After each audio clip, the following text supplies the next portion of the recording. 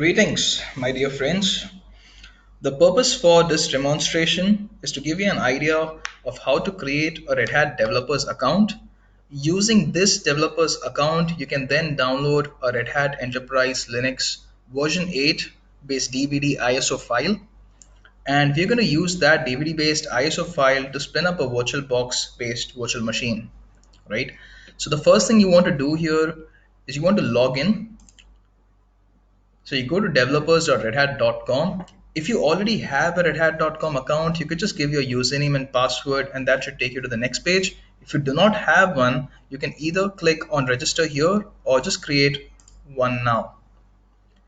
You could just provide some basic information and then create your account. Now I already have an account with Red Hat, so I'm just going to go ahead and log in.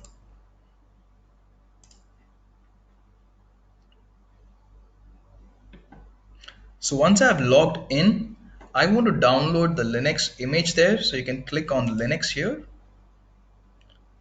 And you have a download option here. So again, click on that.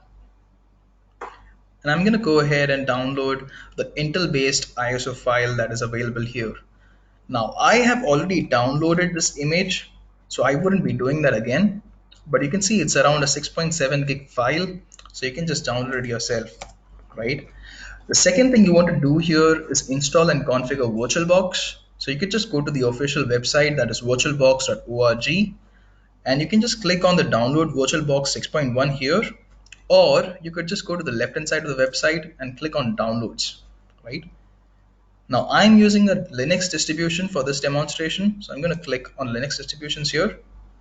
For the entire purpose of this demonstration, I'll be using a Fedora machine, so you could just check that. So I'm using a Fedora 30 machine here. So based on which distribution you're using, you could just click on them here. Now there are two ways to do this. You can either click on Fedora 2930 here, that will download an RPM file for you, and then you can do a yum local install in that file and VirtualBox should be set up for you. But if you wish to receive updates from Oracle side directly, you might want to scroll down to the very bottom of this page and you can see an information written here, a repo file for Fedora, right? So click on that, then you can configure your own repositories so you can actually have updates from Oracle side itself. Now I have already done that, so this is where my repository configuration is located. So you have the etc yum.repos.d and a virtualbox.repo file. I have just copied and pasted that file here, right? I have also completed the installation part for you. So when I do a yum install VirtualBox, you might see a message popping out saying VirtualBox is already installed, right? Now post installation, there are some more things you might need to do. For example, if you want to open VirtualBox as a normal user, then you might want to add that normal user into a group called VirtualBox users, right? So in my case, I want Nived V user here to open VirtualBox.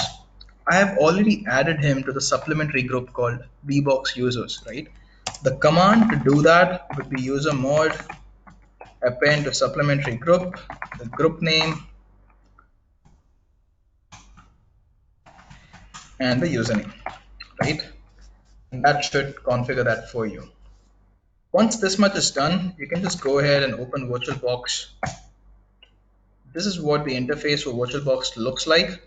We want to create a new virtual machine here, so just go ahead and click new. Give your virtual machine some name and click on next. Now the recommended RAM is around 4 gigs, but I have seen that it works fairly smoothly with even 2 gigs of RAM, so that should be fine. I would want to create a new hard disk with a VDI format, and I don't want to give a fixed size in my hard disk. I want to use that dynamically, right? So I'm going to go ahead with that option, and for now I'll probably give a 20 gig size. So this should do some initial configurations for your virtual machine. Our configuration is not yet complete, so you can just go ahead and click on settings. The first thing I want to do here is go to storage. I have mentioned which disk to use post installation, but I've not given it how to install it, how to install the operating system itself, right? So you might want to click on empty here and then click on the CD icon here. For me, I do have a RHEL 8 ISO popping up here, but in your machines, you might have to locate it within your file system, right? So you can just click on the RHEL 8 image and then open it. The next thing you want to do is configure your VirtualBox adapter, right? Your network adapter. I want to configure it as a bridge adapter. In my case, I'm using an Ethernet port, which is fine. But if you're using a wireless port, then you might want to change the adapter here itself, right? And finally, I probably want to change some more things. I do not have a floppy drive here, so I can remove that. And also I could just increase the speed of installation process by increasing the processor count here. So that should be fine. With that, I think we're good to go. I'm going to go ahead and start the installation for me. This is VirtualBox taking a confirmation from you that this is the ISO file that you're using to install this image. That seems to be correct, so I'm going to go ahead and start it. So this is how the installation screen would look like. What you want to do here is select the first option, that is install Red Hat Enterprise Linux version 8, and click on enter. So you might notice that you have lost access to your mouse.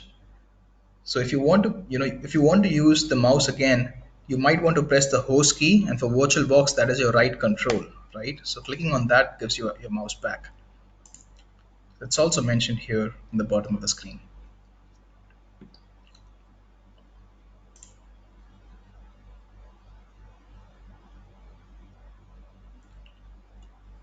So let's give it a moment. I wouldn't want to change any language settings. The default looks fine for me. The default is English. So I'm just going to go ahead and click continue.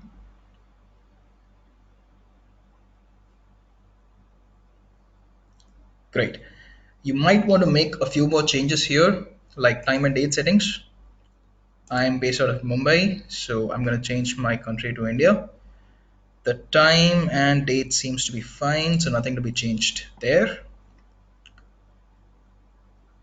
You might want to change, you don't really need to change anything here. We have already provided a disk to VirtualBox for the installation part. This is Oracle VirtualBox taking a confirmation from you that this is the disk I'm going to use for installation. So no changes to be made here. You can just click on done, and that setting should be configured for you. Now I'm using this VM only for demonstration purposes. I'm not really going to use it, so I do not require KDump in my system. So I'll just go ahead and disable that.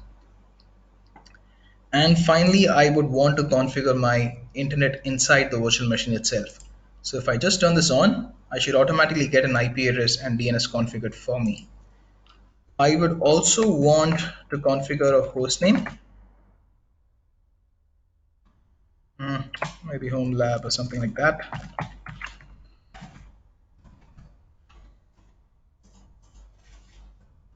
That should be fine. And I could just start my installation. So during the installation, you might want to configure a root password, and you might also want to create a normal user, right? So I'm just going to go ahead and do that. Since I'm using this VM only for demonstration purposes, I'm using a very insecure password. So you might get a prompt something like this, right? The password fails a dictionary check. It's too simple. You will have to press done button twice to confirm. So I'm going to press the done button twice here. And I'll also create a normal user here, right?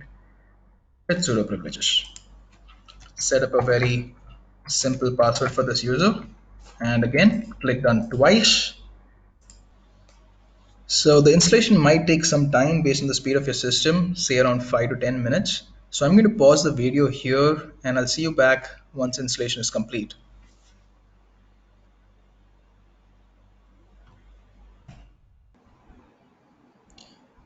Great, so our installation seems to be complete. So I'll just go ahead and reboot.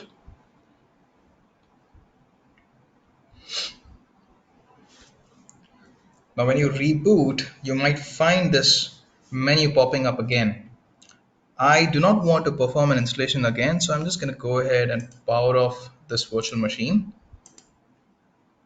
The reason you're getting that is because the boot order is still configured to boot from the ISO file, right? So you might want to go into your settings once again, go to your system settings and just uncheck the boot order of optical disk. You don't want to use that ISO file anymore. You have already used that ISO file to install the OS on the hard disk itself, right? So just uncheck that box here, click on OK, and start your VM once again. So now you should be booted inside your virtual machine.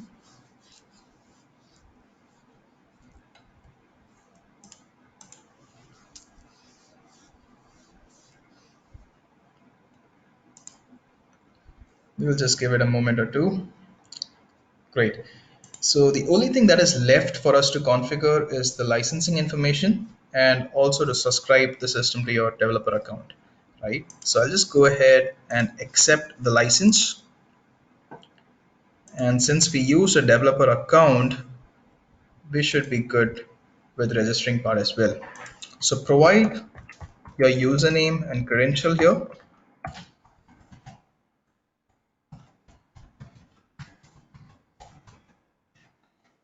and register the system to your developer subscription. We'll give this a moment or two.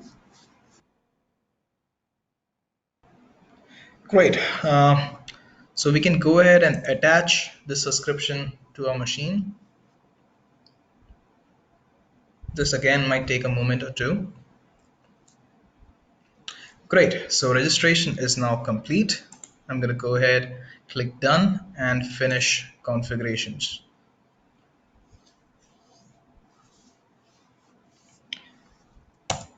I am going to log in as the normal user.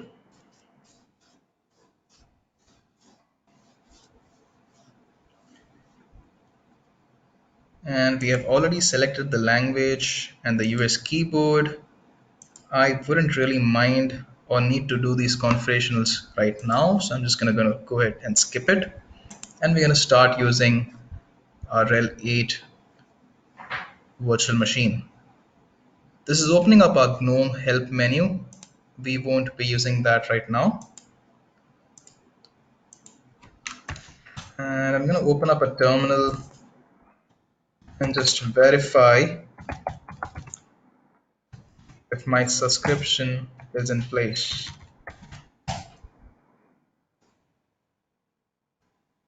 Great, so it looks like our subscription, we are officially subscribed to a Red Hat product, which also means I have updates available from the Red Hat side. So let me just check that as well.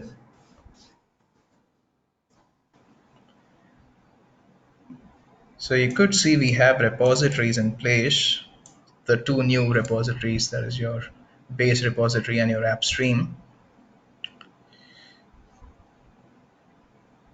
And therefore we should have updates available. It looks good, so this is great. So that completes us with the installation part.